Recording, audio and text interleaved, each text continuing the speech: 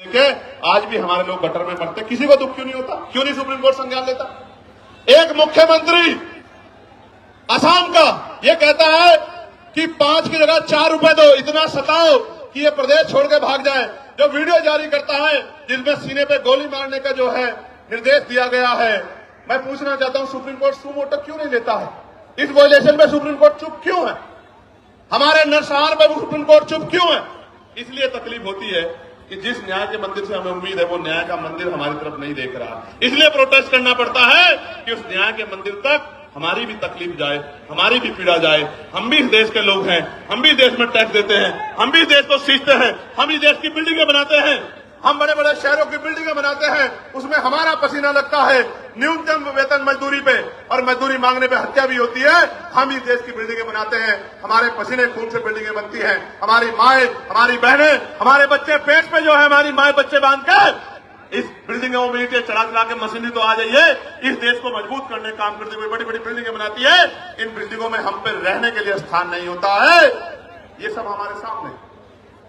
सरकार कहती है हम प्रधानमंत्री आवास योजना चला रहे हैं, लेकिन आप देखो हल्द्वानी में कैसे बसे बसाए लोगों को उजाड़ने का काम किया जा रहा है। इसलिए दर्द होता है कि चारों तरफ हमें कोई सुनने वाला नहीं। प्यारे साथियों, मैं कर्मचारियों की पीड़ा को समझता हूं, ठेकेदारी सुविधा पर जिस तरह उनको लूटा जा रहा, मैं इस बात को समझता हूं। मैंने कहा कि जो भूमिहीन कमजोर हैं, जिनको पट्टे दिए गए थे दलित पिछड़े वर्ग के लोगों को, वो सारे पट्टे छीनने का काम सरकारें कर रही है, गुंडागर्दी कर रही है, भूमाफिया कर रहे हैं, लेकिन सुप्रीम कोर्ट संज्ञान नहीं लेता। और अगर फाइल जाएगी, और मैं दूसरों की नहीं कहता, मैं अपने मामलों को जो अन्याय मेरे साथ हुआ इनको लेकर सुप्रीम कोर्ट जाऊंगा। आप देखना कितने कितने दिन बाद फाइलों का मौका मिलेगा, आप निर्धारण करना। मैं कहना कहा ना, प्रत्यक्ष प्रमाण की जरूरत नहीं है। मैं भी जाऊंगा सुप्रीम कोर्ट बहुत जल्दी, अगले 10 दिन के अंदर। मैं देखूंगा कि हम कमजोरों की पीड़ा को भी इस तरह सुना जाता है क्या? जब सरकार हम पे जुल्म करती है, जब सरकार हम पे अन्याय करती है, निर्दोष होते हमें जेल भेजने का काम करती है, हम पे रासुकाएं लगाती है, हमारे बच्चों को पीटने का काम करती है, हमारी हड्डियां तोड़ने का काम करती है, हमें करंट लगाने का काम करती है, तो ये सुप्रीम कोर्ट हमारी पीड़ा को भी सुनता नहीं सुनता। मैं जाऊंगा। प्यारे साथियों, आज इस देश में शिक्षा बाजार बन गई है, शिक्षा बाजार बन गई है। गरीब आदमी अपने बच्चों को अच्छी पढ़ाई नहीं दिला सकता, कोई पूछने वाला नहीं है।